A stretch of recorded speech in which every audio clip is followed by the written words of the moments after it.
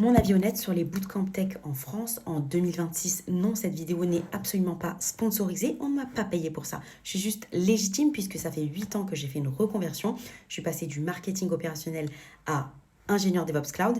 Et ça en 3 ans seulement. Je suis passée de 0 à 3700 € net par mois en seulement 3 ans. Ok? Donc je suis totalement legit. Donc, enregistre cette vidéo. Avant de choisir une formation, s'il te plaît, je t'en supplie, pour l'amour du ciel, pose-toi 3 questions. Premièrement, quel est le taux de placement en emploi réel après la formation? Deuxièmement, en combien de temps, en moyenne, les gens trouvent un travail après cette formation? Et troisièmement, je ne sais plus compter, troisièmement, tu vas aller vérifier s'il y a une garantie ou un accompagnement emploi qui est inclus. Si la formation qui t'intéresse ne répond absolument pas à ces 3 questions avec des chiffres vérifiables, fuis.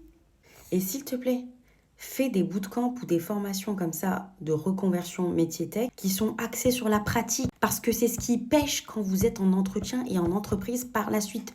Vous ne connaissez que la théorie. Vous ne savez pas ce qui se passe en entreprise. Donc, faut un bootcamp qui soit orienté limite à 80% sur la technique en mode piscine. Attention, red flag. Les prix très bas sans explication, c'est chelou. Le fait de ne pas utiliser un taux de placement, c'est aussi chelou. Les gens qui te mettent la pression pour signer immédiatement, c'est encore plus chelou. Et si tu peux même pas joindre les anciens élèves, c'est bon.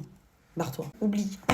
Je te donne un exemple. En data, par exemple, il faut que ce soit axé sur SQL et sur la visualisation de données. Pour tout ce qui est technique, il faut absolument que vous fassiez des projets, même s'ils sont fictifs, et que tu puisses sortir avec un portfolio à la fin. Parce que si c'est que du e-learning tout seul, c'est pas la peine, ça sert à rien. Dans tous les cas, s'il te plaît, vérifie les avis Trustpilot, les témoignages LinkedIn et les témoignages des alumni, des anciens élèves, c'est de l'or en barre. Ne te fie surtout pas aux avis qu'il y a sur leur site, d'accord? Va faire tes recherches. Fais de l'investigation sur ça pour retrouver les anciens élèves et aller leur parler.